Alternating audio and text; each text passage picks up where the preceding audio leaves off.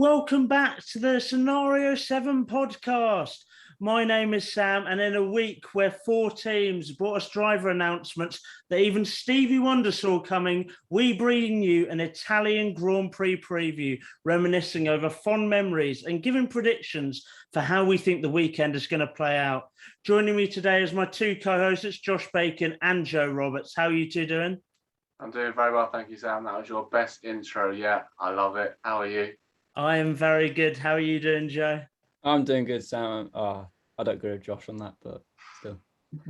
You never agree with anything I say, so no surprise there. But as I said, we're bringing you a preview of the Italian Grand Prix, and we're going to get straight into it with. Let's start talking about the track. What do you make of the track? Do you find the racing here enjoyable? Just give us your thoughts on that.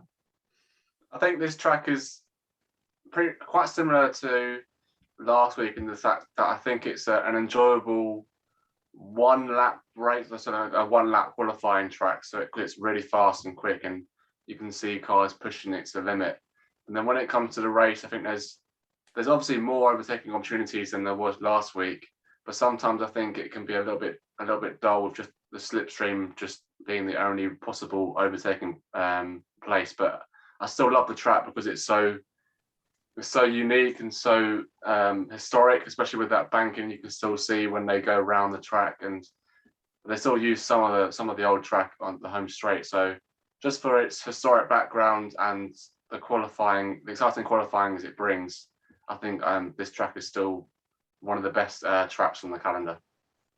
Yeah, I completely agree with Josh, Sam. It's one of probably my favorite track on the calendar. Just the high speeds, the drama you can have, the massive crashes sometimes you can have with, like, I remember Ericsson crashing a couple of years ago. I think it was during practice. So you can have massive accidents, but you can also have memorable overtakes when Alonso went on the grass.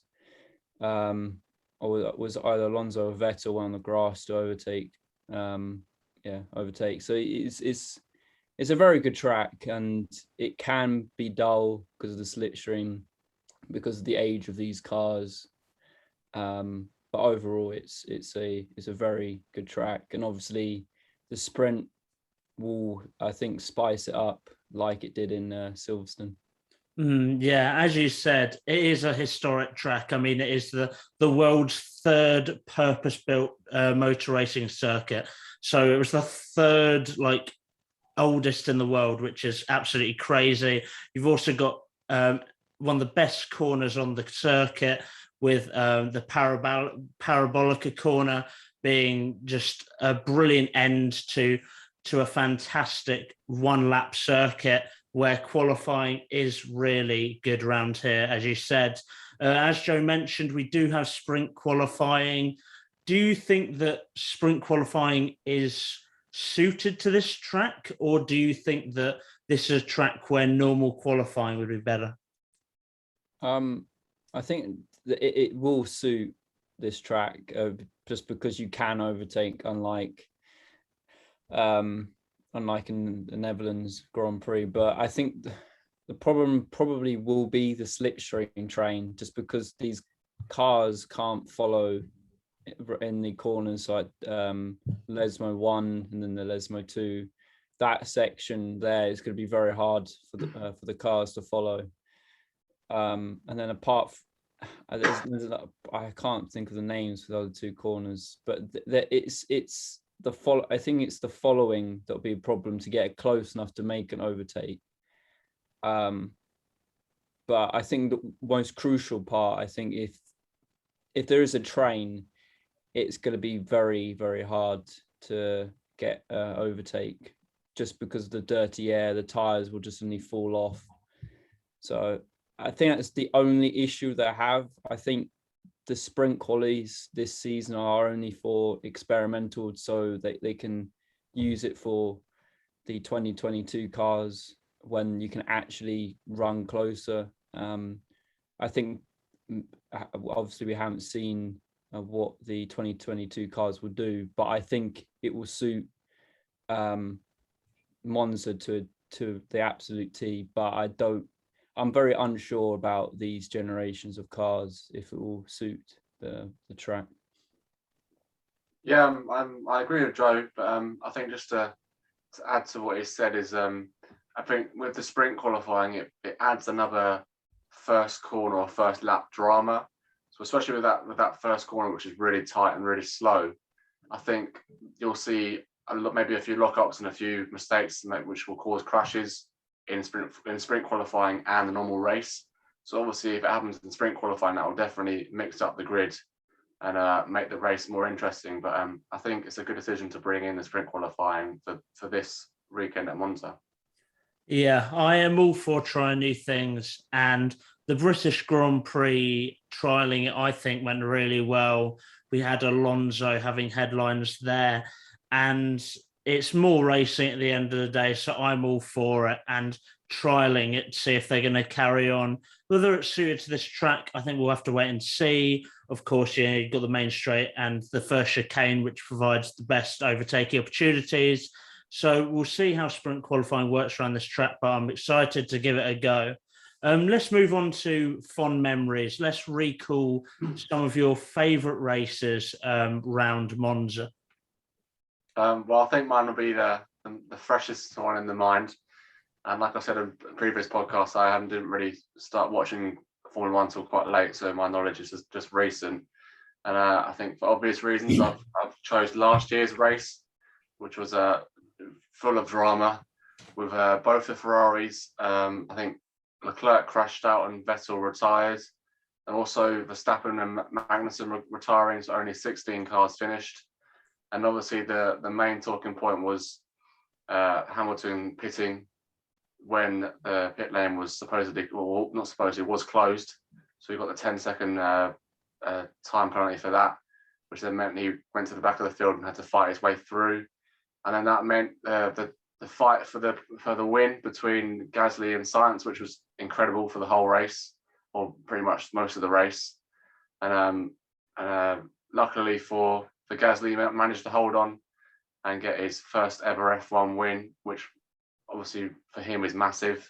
And it was just a great show for F1. Just made the sport look back to what it should be, instead of just the previous years of just Mercedes, Red Bull busting at the front with everyone else just doing the rest of the midfield. So yeah, I think last year's race at Monza just shows what is to come in the future and what F1 should be like, and that's why I chose it as my most memorable race. Yeah, I think that race, I think particularly memorable and due to the fact that there's Gasly kind of proved a point to Red Bull. But my favorite race, I think, was in 2008. It's slight in the memory for me because it's so long ago. But it's Vettel's first win, first pole, and Toro Rosso's only win. Toro Rosso's first win and first pole. But yeah, it was a very eventful race, and Vettel just dominated. It was kind of, I would say, a fairy tale beginning for Vettel, because it kind of put him a stepping stone to take that Red Bull seat in 2009 when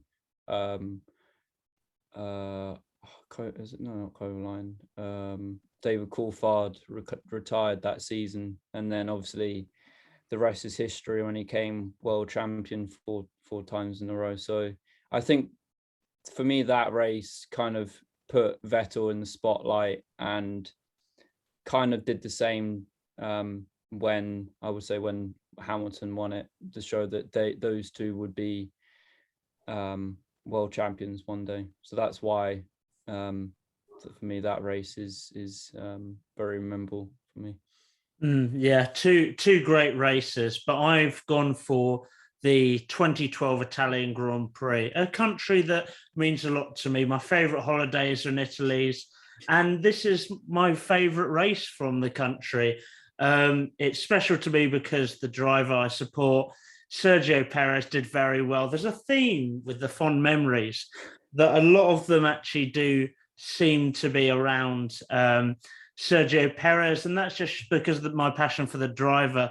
Similar to Italy, I'm in the green and red colours, supporting the country and the driver. But yeah, let's talk about the Italian Grand Prix. So first of all, it started on Saturday. Lewis Hamilton on pole with Jenson Button on second, giving McLaren a front row lockout for their 62nd time, breaking the previous record set by Williams. I feel like Mercedes have broken that now, but at the time that was like amazing for McLaren. In third was Massa. We then had Jenson Button retiring on lap 34 following a sudden loss of fuel pressure, and Sebastian Vettel retiring on lap 47 with a failed alternator. And it was just a masterclass from Sergio Perez. He started the race in 12th. He made his way up the grid. He was in first when Hamilton pit, and he brought his Sauber home in second. Hamilton won it, as well as finishing on pole with Fernando Alonso in third. And this was the race that really made McLaren sit up and take notice of his ability. Of course, Perez went on to join McLaren, didn't have a very successful spell there, but he showed his ability at Sauber. He showed his ability later at Force India. And this race was truly memorable for me, for fans of Perez, fans of the sport. It was truly incredible race. But let's move on to what we expect to see this weekend. Of course, we've got sprint qualifying added into the mix, so that can mix up a few people's predictions. But yeah, let's see. What do you expect to see, guys? I started off with talking about normal qualifying, or the usual qualifying, which is on Friday instead. And I think that it's going to continue as it does most years and be really messy with all the cars trying to back each other up on the back straight, so they can get a slipstream, or just not be the car at the front doesn't get a slipstream. So I think that's going to catch a few drivers out. I'm not going to say who, because that's just too hard to predict, but there'll definitely be one or two maybe upsets in Q3 or Q2. And then I've also put Verstappen's poor form to continue. Obviously, he hasn't finished higher than fifth at Monza. I do think he'll finish higher than that this year, but I still think it won't be as good as expected from Max this year because of his poor form at Monza. And then I've also, because of his high from last year, I've put Gasly to compete for a podium. I reckon he'll be really strong in qualifying and then improve his places in the sprint qualifying, and then fight for a podium during the race. I've also, just like last year, because it happens, I've also got it again for both Williams to make it out of Q2, but I think they'll then struggle during sprint qualifying and possibly the race, so they might just drop back down the field again. But I think their one lap pace will be good enough to see them both through to Q2. And then finally, just because I kind of ran out of ideas, I've got Haas to get lapped 3 times for both drivers, because the track's so quick and it's not the longest. So I thought they'll get lapped at least 3 times. That's a bit random. I've gone. So what a theme of Josh for the Haas. I think that both the Haas will retire. Nice. As in, I think they'll crash out in either the sprint or the or the race, or qualifying, whatever. And then I think it's gonna be a red flag in the actual race on Sunday, which again will spice it up a bit for the fact that obviously last year made it so special. And then I think Lewis Hamilton will get pole, but he will have to. Mercedes will take a 10 plays grid penalty for a new engine. The same with the Red Bulls as well, which leaves Bottas to get on pole for the sprint, and then obviously whatever happens in the sprint race. Then the other one, I think the Williams won't get out of Q1.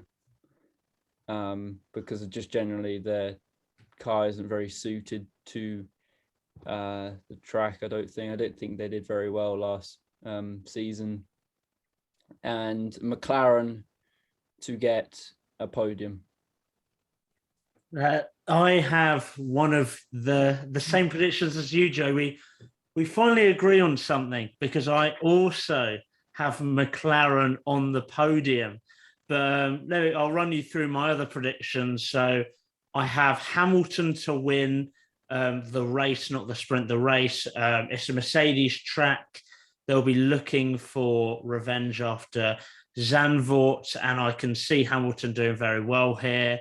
I've got Ferrari to struggle in sprint and the race. The straights don't really suit their car, and the main straight here is massive. Of course, there's lots of corners, but the straights on this track are very long and very quick, so I think they'll struggle. I've got a double points for AlphaTauri.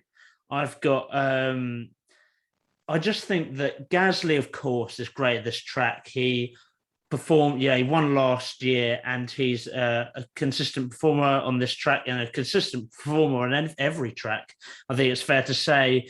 And I think that with Tsunoda, the reduced pressure about the driver's future will help him. I think there's no longer a question mark over his head for 2022. So I think that he can be more relaxed. I think I'm not talking 5th or 6th. I'm talking 10th or 9th, but I still think that he will get himself a point, and so will Gasly. And then my final one is Giovinazzi points. He is a driver that Joe really doesn't rate at all. He definitely is a qualifying merchant, if there ever wasn't one in the sport. The fact that he performed so well in qualifying, even Zandvoort, a great example of that, doing so well in qualifying up to 7th, and then in the race he dropped. Admittedly, a puncture didn't help him, but he didn't really have much race pace anyway. The reasoning for Giovinazzi points is that it's his home Grand Prix. He's going to be motivated. He's going to be ready. He's going to be raring to go. And he also needs to start performing, because there are loads of question marks over his seat. So he really needs to leave a mark, and no better place to leave a mark than your home Grand Prix. And then my final point about him getting points is because they have a beautiful livery. I mean, they've unveiled a sensational livery for this race, and it would be unfair for it not to end up in the points, really. So that's why I've got Giovinazzi in the points. Let's increase the accuracy a bit. Let's get even more specific and talk about our top 5 predictions, starting with 5th, of where you think the drivers will come. All right. I'm going to go a bit bold here, and you're not going to like it, Sam. I'm going to think Perez will be 5th. Bottas, actually, I'm going to... I do agree with Josh. I think Max will struggle, so I'm going to put Max Verstappen P4. Bottas will be P3, and then Lando Norris will get P2, and then Hamilton will win it. Okay, yeah, I like that. Mine's quite similar to Joe's, actually. Just I know Sam's not going to like it at all, because I haven't mentioned Perez in my top 5. I've got Bottas to finish 5th, and I've got, because I said earlier, Gasly's going to finish 4th, because I think he's going to be up there competing for a podium finish. And then I think Verstappen's going to finish 3rd. So even though it's still, a podium's still good, it's still going to be Monza haunting him, so he's not going to finish in the top 2 as we expect. And then, like Joe, I've got Norris in 2nd, and I've got Hamilton to win it. I really hope that Perez proves all of us wrong this weekend, because I've also got him 5th, Joe. I also have him not getting a podium. I mean, Josh completely disrespecting him, not even putting it in his top 5. But yeah, I think Perez is going to come 5th. I've then got Valtteri Bottas in 4th. I think he'll be solid, but he won't have the pace of the top 3. In 3rd, I've got Norris. So we all predict Lando Norris to get on the podium. which is exciting times. It'd be great to have two Brits on a podium. Second, I've got Verstappen. I think that admittedly he's struggled at Monza in the past, but the car he's got this year is so good that I think he just will come second, but unless he has an accident, of course. But I think he will have a crash-free race, an incident-free race, and he'll come second. But the person that's going to win the race is Sir Lewis Hamilton, who's going to win it. He's going to bring back he's going to take back some points on Verstappen, making the championship a lot closer. This year, we've got a battle on our hands, and it's very exciting. The final thing I want to leave on is in the week, of course, I mentioned it in the intro, we had some driver announcements, and to be honest, there's not really much to say on it because we've been talking about these driver announcements for ages, even though they weren't confirmed. But we had, of course, Albon going to Williams. We had both the AlphaTauri drivers keeping their seats and George Russell going to Mercedes.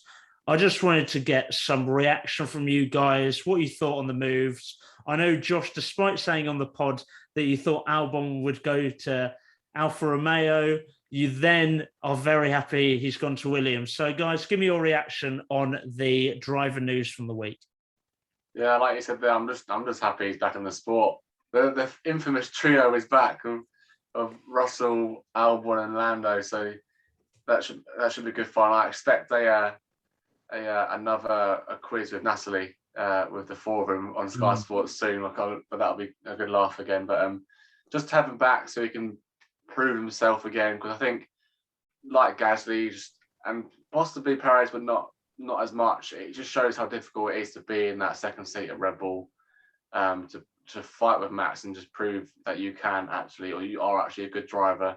So hopefully with the new regulations and the new 2022 car, the Williams drivers, and especially Albon, can fight with others and fight in the midfield and show how good they actually are.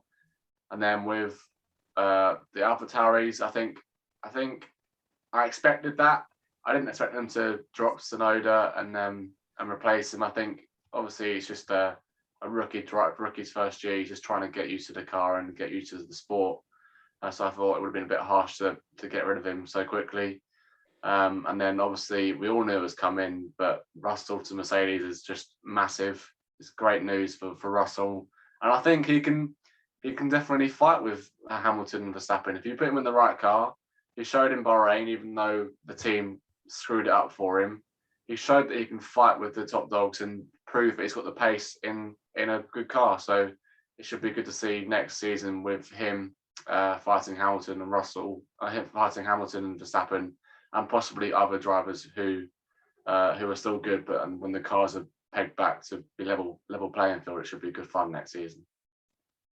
Yeah, I agree with Josh. I think the one issue I would have with Russell is he looks like he has the mental side of it, but as what Bottas came in, when he came into from Williams kind of got in, well, I think leveled up with Hamilton was a match, and then suddenly Hamilton increased his gains, his speed, and made him basically the man to beat when Bottas just lost the confidence, I think, like 3 seasons ago, if you can look back on it, absolutely shattered.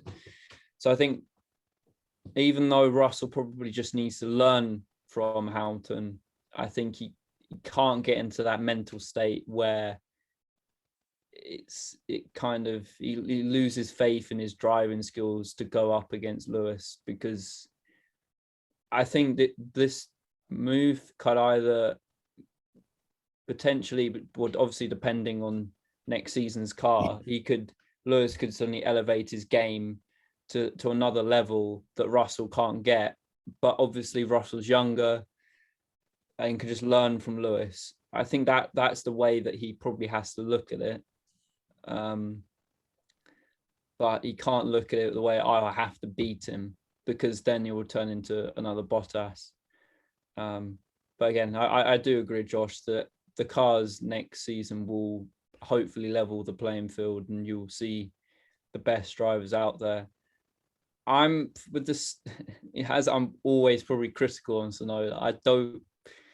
I think there's possibly should have been an F2 a lot longer, but he is very raw, I think. So I'm a bit on the fence about Tsunoda, but Gasly definitely. But it's an interesting one because I kind of think Gasly's better than being in a sister team. So I kind of hopefully he breaks the bond with Red Bull and goes his separate ways. I think that's the best for him, and so he can win a world title. And then what was the next one? Was that Albon? Albon, yeah. Yeah, Albon.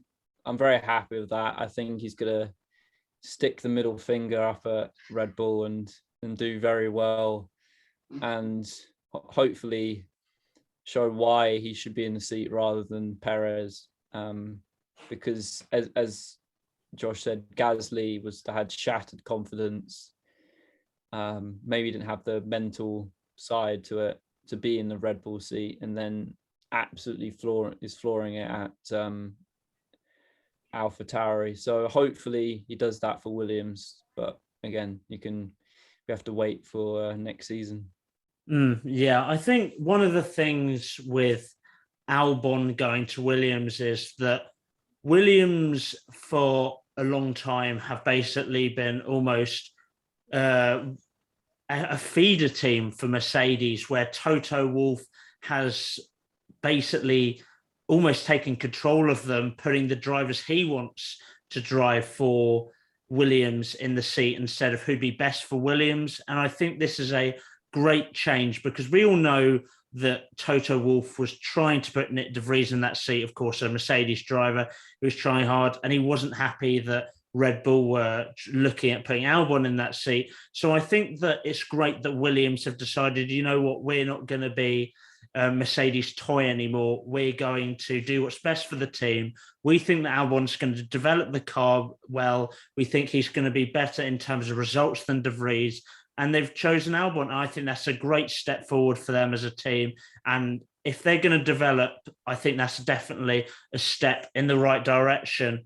That sums up our podcast. That wraps up the preview of the Italian Grand Prix in Monza. Let us know what you think. Tell us how you think sprint qualifying is going to go. Were you surprised by the driver news in the week? I mean, was anyone? But let us know. Remember to like, subscribe, download, whatever you need to do. And we'll bring you a review of the race on Sunday. But yeah, thank you guys for watching, listening, and we'll see you on Monday. Thanks.